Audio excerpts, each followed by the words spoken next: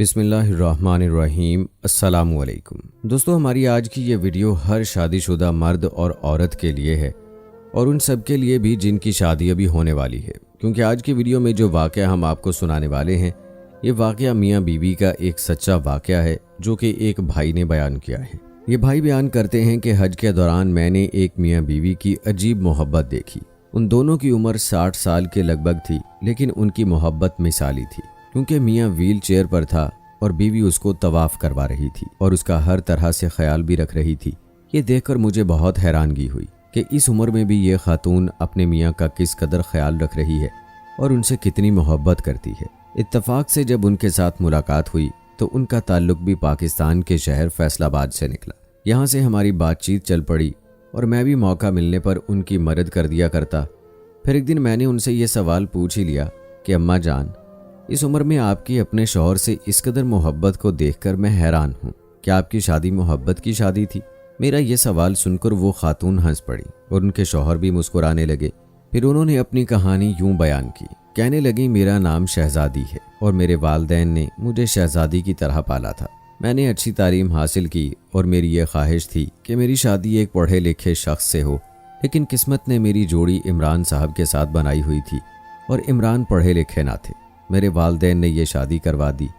چونکہ یہ شادی میری مرضی کی نہ تھی، اس لیے میں خوش بھی نہیں تھی، اور پھر میں عمران کو مختلف طریقوں سے تنگ کرنے لگی، لیکن عمران میری باتوں اور رویوں کو برداشت کر جاتے اور کبھی غصے میں گھر سے باہر بھی چلے جاتے، لیکن انہوں نے مجھے کبھی کچھ نہیں کہا۔ میں یہ سب اس لیے کرتی تھی تاکہ عمران مجھے طلاق دے دیں، لیکن عمران کا دل اتنا بڑا ہے کہ یہ میری ہر بات برداشت کر جاتے تھے، کبھی میرے اوپر ہاتھ نہ اٹھایا اور نہ ہی کبھی زبان پر طلاق کا لفظ لائے۔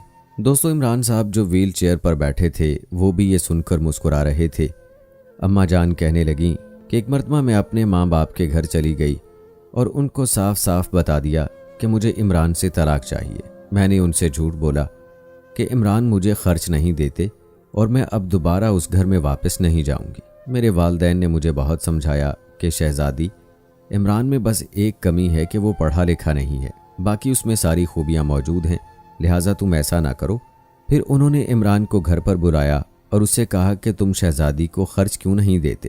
عمران نے کہا اخراجات پورے کرنے کے بعد جو بچتا ہے میں وہ سب شہزادی کو دے دیتا ہوں۔ میں نے فوراً اسے کہا مجھے اگر مہینے کے 10,000 روپے نہیں ملیں گے تو میں گھر واپس نہیں جاؤں گی۔ عمران نے کہا ٹھیک ہے، میں 10,000 دے دیا کروں گا۔ حالانکہ میں نے تو یہ مطالبہ اس لیے کیا تھا کہ عمران اسے پورا نہیں کر پائیں گے اور مجھے طلاق دے دیں گے۔ یوں عمران مجھے گھر لے گیا اور ہر مہینے 10,000 دینے لگا۔ میں اس کا خیال نہیں رکھتی تھی، نہ اس کے کھانے کا نہ آرام کا۔ عمران جب رات کو گھر آتا تو اتنا تھکا ہوا ہوتا کہ بستر پر لیٹتے ہی سو جایا کرتا۔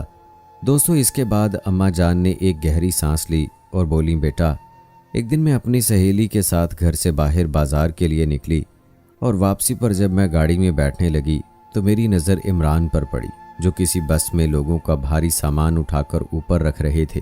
یہ دیکھ کر میری آنکھوں سے آنسو جاری ہو گئے، میرے ہاتھ پاؤں کانپنے لگے۔ میں جس عمران کا خیال نہیں رکھتی تھی، جسے پریشان کرنے کے میں کوئی کسر نہیں چھوڑتی تھی، وہ عمران میرے لیے کیا کر رہا تھا میں یہ سب نہیں جانتی تھی۔ جب بھی میں عمران سے پوچھتی کہ وہ کیا کام کرتے ہیں تو ان کا یہی جواب ہوتا تھا کہ میرا اپنا کاروبار ہے، لیکن آج حقیقت دیکھ کر میری آنکھیں کھل گئیں۔ میں گھر گئی اور یہ سوچ کر رونے لگی کہ میرا وہ شوہر جس کی میں نے آج تک قدر نہیں کی، وہ کیسے میری خواہشیں پوری کرنے کے لیے لوگوں کا بوجھ اٹھا رہا ہے۔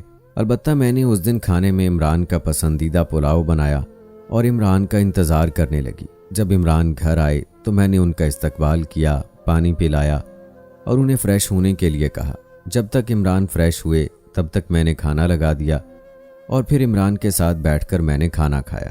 عمران حیران ہو رہے تھے کہ آج سب معمول کے خلاف کیوں ہو رہا ہے۔ کھانا کھانے کے بعد عمران نے اپنی جیب سے پیسے نکالے اور میرے ہاتھ پر رکھ دیے۔ میں یہ دیکھ کر پھوٹ پھوٹ کر رونے لگی۔ عمران اور بھی پریشان ہو گئے، کہنے لگے اگر زیادہ پیسے چاہیے تو میں زیادہ رقم دے دوں گا۔ یہ سن کر میں مزید رونے لگی۔ اس کے بعد میں نے عمران سے معافی مانگی، اس کے پاؤں پکڑے اور پھر اس کے بعد ہماری زندگی ایسی خوبصورت ہوئی کہ جس کا جواب نہیں۔ دوستو، اس کے بعد اماں جان کہتی ہیں کہ پھر انہوں نے پیسے جمع کیے اور جرابوں کا ایک چھوٹا سا کارخانہ شروع کیا और इमरान को मजदूरी से निजात दिलाई। फिर अल्लाह ने हमें ऐसी तरक्की दी कि हमारा एक कारखाना, फिर 2 और फिर 2 से 3 कारखाने हो गए। इमरान का 2 साल पहले ही एक एक्सीडेंट हुआ जिसमें ये माजूर हो गए। अब मैं इनका ख्याल रखती हूँ और मेरे बच्चे कारखाने चला रहे हैं। अल्लाह ने हमें यह सादत दी कि हमें हज के लिए कबूल किया और आज मैं इमरान को हज करवाने अपने साथ लाई हूँ। मैं आज भी अल्लाह से डरती हूँ कि अल्लाह मुझे माफ़ करेगा या नहीं, क्योंकि मैंने अपनी ज़िंदगी में इमरान को बहुत परेशान किया है। लेकिन दूसरी तरफ मैं अल्लाह का शुक्र भी अदा करती हूँ कि अल्लाह पाक ने हमारी ज़िंदगी को बदल दिया और बहुत जल्द मेरी आंखें खोल दी। प्यारे दोस्तों, ये कहानी हर घर की कहानी है। हर औरत अपनी ख्वाहिशात को पूरा करवाने के लिए शौहर पर प्रेशर ज़रूर डालती है, लेकिन औरतें कभी ये नहीं सोचती कि उनके शौहर उनकी ख्वाहिशात को पूरा करने के लिए क्या कुछ नहीं करते। बहुत कम औरतें ऐसी होती हैं जो अपने शौहर की इज्जत करती हैं, उन्हें उनका मकाम देती हैं, वरना 90% औरतें अपने शौहर की कदर नहीं करती। प्यारी बहनों, याद रहे कि शौहर के बारे में नबी करीम सल्लल्लाहु अलैहि वसल्लम का फरमान है कि अल्लाह के बाद अगर किसी को सजदा करने की इजाज़त होती तो औरत को होती कि वो अपने शौहर को सजदा करे। यानी मर्द की अपनी बीवी पर इतने एहसानात हैं और औरत के लिए अल्लाह ने शौहर का ऐसा मकाम और मर्तबा रखा है कि औरत को ये कहा जाता कि वो अपने शौहर को सजदा करे। लेकिन अफसोस, आज औरत अपने शौहर को क्या समझती है ये एक औरत ही बेहतर जानती है। दोस्तों, याद रहे कि मियाँ बीवी का रिश्ता बहुत ही खूबसूरत रिश्ता है। ये दुनिया का पहला रिश्ता है और अल्लाह ताला फरमाता है कि औरत को मर्द के सुकून के लिए पैदा किया गया, यानी बीवी अपने शौहर के लिए सुकून का सबब है। यहाँ पर सोचने की बात है कि क्या एक औरत शादी के बाद वाकई अपने शौहर के लिए सुकून का सबब बनती है या फिर उसका सुकून ज़िंदगी भर के लिए बर्बाद कर देती है। दोस्तों, इस्लाम बहुत ही प्यारा मज़हब है। इसमें मियाँ के बीवी पर हकूक़ हैं और बीवी के मियाँ पर हकूक़ हैं।